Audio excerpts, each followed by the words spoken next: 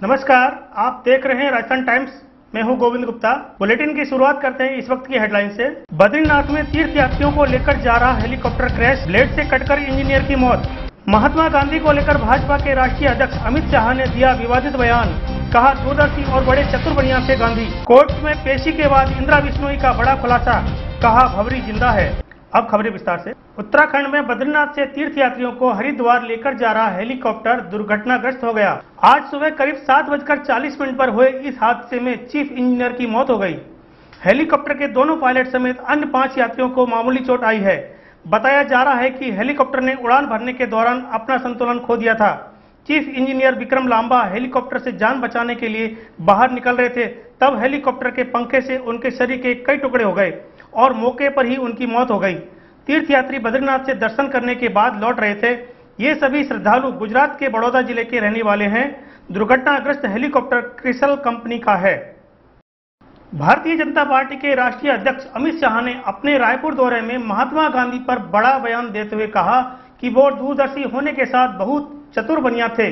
उन्हें मालूम था कि आगे क्या होने वाला है। उन्होंने आजादी के बाद कहा था कि कांग्रेस को बिखेर देना चाहिए। इसके साथ ही शाह ने कांग्रेस पर निशाना साधते हुए कहा कि इस पार्टी की न तो कोई नीति है और न ही कोई विचारधारा। शाह ने पार्टी कार्यकर्ताओं को संबोधित करते हुए कहा कि हमारा लक्ष्य राज्य विधानसभा चुनाव में 65 सीट जीतने का है। शाह यही नहीं रुके। उन्होंने कहा कि महात्मा गांधी ने कांग्रेस को खत्म करने का काम नहीं किया, लेकिन अब कुछ लोग उसको बिखेरने का काम कर रहे हैं। मंदसौर में किसानों के उग्र आंदोलन के बाद अब मध्य प्रदेश के मुख्यमंत्री शिवराज सिंह चौहान राज्य में शांति बहाली के लिए आज से अनिश्चितकालीन अनशन पर बैठ गए हैं। शिवराज सिंह भोपाल के दशहरा ग्राउंड में अनशन पर बैठे हैं। सीएम के लिए लंबा चौड़ा वाटर प्रूफ पंडाल लगाया गया है। शिवराज सिंह ने किसानों से आह्वान किया कि बातचीत के जरिए मामले का समाधान किया जा सकता है। सरकार बातचीत के लिए हमेशा तैयार है। इसी बीच मध्य प्रदेश के कृषि मंत्री गौरीशंकर बिसेन ने किसानों के आंदोलन को लेकर बड़ा बयान दिया है। उन्होंने कहा कि किसानों की कर्ज माफी के वे पक्ष में नहीं है। फिलहाल वक्त एक ब्रेक का, मिलते हैं ब्रेक के बाद। If you want a high level of education for your children, you can join Saraswati Senior Secondary School near Balwantpura Fatak, Navalgarh. For this, you can call on 9413381100। अब रुख करते हैं अन्य खबरों की ओर। राज्य के बहुचर्चित एएनएम भंवरी देवी प्रकरण में मुख्य कड़ी माने जाने वाली इंदिरा बिश्नोई को आज कड़ी सुरक्षा के बीच न्यायिक अभिरक्षा में भेज दिया गया। कोर्ट से बाहर आने पर एक मीडिया कर्मी से बातचीत करते हुए उसने बड़ा खुलासा करते हुए कहा, हां, भंवरी अभी जिंदा है। यह सुनकर कोर्ट के बाहर मौजूद सीबीआई अधिकारी व लोगों ने ठहाका लगाया। गौरतलब है कि 5.5 साल तक फरार इंदिरा को एटीएस ने गत 2 जून को देवास से हिरासत में लिया था। मजिस्ट्रेट ने उसे 3 जून को 7 दिन के रिमांड पर भेजा था। रिमांड अवधि समाप्त होने के बाद इंदिरा को सीबीआई ने आज सुबह MM2 कोर्ट में पेश किया, जहां से उसे न्यायिक अभिरक्षा में भेजने का आदेश दिए गए। कोर्ट से बाहर आने पर मीडिया कर्मी ने उससे पूछा कि क्या भंवरी जिंदा है, तो इंदिरा ने जवाब दिया कि हां, भंवरी जिंदा है। इसके बाद इंदिरा को कड़ी सुरक्षा में जोधपुर सेंट्रल जेल लाया गया और न्यायिक अभिरक्षा के तहत जेल अधिकारियों को सुपुर्द किया गया। जालौर के भीनमाल स्थित सुंधा माता बीएड कॉलेज की प्रिंसिपल कुसुम शर्मा को एसीबी ने आज सुबह 25,000 रुपए की रिश्वत लेते उसके दफ्तर से गिरफ्तार कर लिया। यह घूस भीनमाल के एक युवक से उसकी पत्नी को नियमित बीएड करवाने व सत्रांक में अच्छे नंबर देने की एवज में ली गई थी। एसीबी के एडीजी आलोक त्रिपाठी ने बताया कि जालौर के भीनमाल निवासी माधाराम ने जालौर ब्यूरो में शिकायत दर्ज करवाई थी कि उसकी पत्नी चंपा देवी भीनमाल के सुंधा माता बीएड कॉलेज में अध्ययनरत है। उसकी उपस्थिति को नियमित करने व सत्रांक बढ़ाने की एवज में प्रिंसिपल कुसुम शर्मा 25,000 रुपए की मांग कर रही है। शिकायत के आधार पर आज सुबह ट्रैप कर प्रिंसिपल को रंगे हाथ गिरफ्तार कर लिया गया। अन्य पिछड़ा वर्ग में शामिल करने की मांग को लेकर राजपूत आरक्षण मंच की ओर से आज वैशाली नगर के टैगोर पब्लिक स्कूल में कार्यक्रम आयोजित किया गया। इसमें मंच के प्रदेश अध्यक्ष संपत सिंह शेखावत, उपाध्यक्ष सतवीर सिंह जय पहाड़ी, बजरंग सिंह भैरुंदा, फतेह सिंह गौड़, राजपूत करणी सेना के प्रदेशाध्यक्ष महिपाल सिंह मकराना समेत कई पदाधिकारी मौजूद थे। इस दौरान मंच के प्रदेशाध्यक्ष संपत सिंह शेखावत ने कहा कि राजपूत पिछले 18 साल से ओबीसी में आरक्षण दिए जाने की मांग को लेकर आंदोलनरत है। प्रदेश की दोनों सरकारों भाजपा और कांग्रेस ने राजपूतों को नजरअंदाज किया है। उनका कहना है कि राजपूत समाज शैक्षिक आर्थिक दृष्टि से काफी पिछड़ा हुआ है, उसे ओबीसी में आरक्षण दिया जाए। पिछले 18 वर्षों से राजपूत समाज को अन्य पिछड़ा वर्ग में शामिल करने की मांग को लेकर के आंदोलनरत है।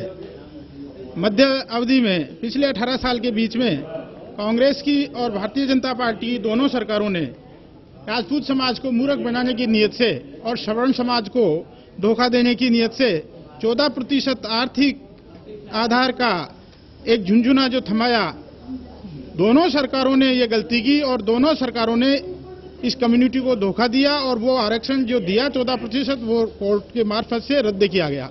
सरकार फिर ये गलती दोहराना चाहती है और हमारा समाज, हमारी कौम ये कतई इस बात के ऊपर राजी नहीं है, एग्री नहीं है कि ये फिर हमारे साथ में धोखा हो।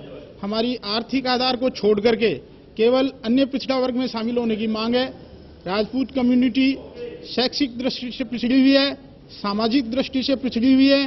कई हमारे यहाँ प्रथाएं हैं जो आज का जो कॉन्स्टिट्यूशन है उस प्रथाओं का विरोध करता है। एक तरफ प्रथा के बेस के ऊपर शैक्षणिक दृष्टि से पिछड़ेपन का आधार तय किया गया है।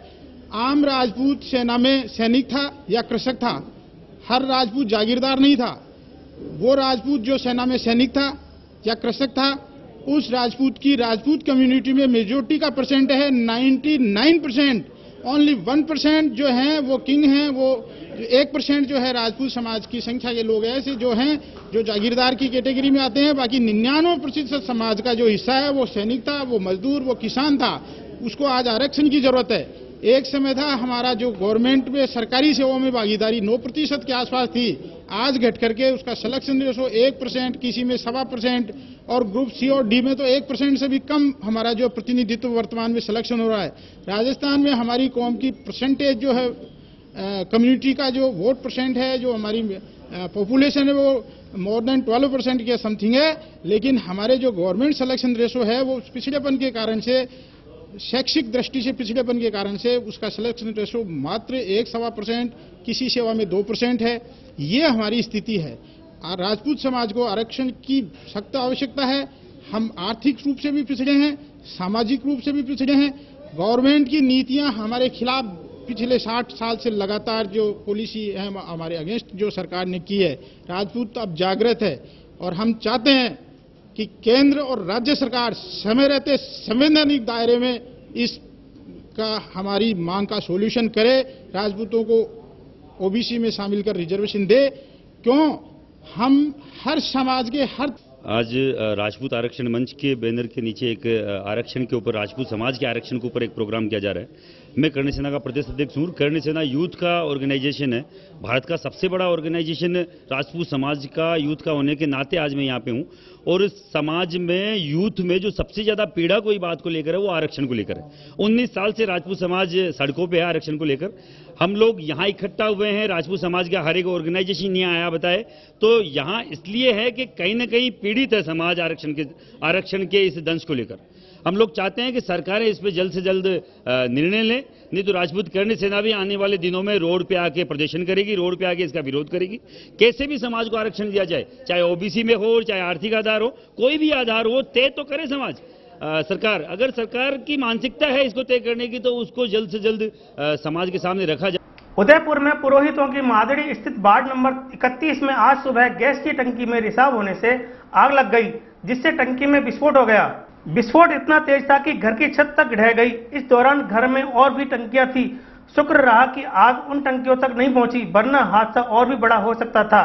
आग लगने पर तुरंत मौके पर फायर ब्रिगेड पहुंची और आग पर काबू किया। घटना के वक्त घर में मौजूद परिवार के 6 लोग झुलस गए, जिन्हें तुरंत अस्पताल ले जाया गया, जहां उनका उपचार जारी है। एमबी अस्पताल में इलाजरत लोगों में 3 बच्चे शामिल है।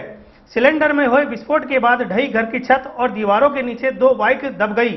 प्रतापनगर थाना पुलिस का जाब्ता और आला पुलिस अधिकारी मौके पर पहुंचे और हादसे की जानकारी ली। 2 दमकलों ने आग पर काबू पाया। बुलेटिन में फिलहाल इतना ही। देश प्रदेश के समाचार के लिए देखते रहिए राजस्थान टाइम्स।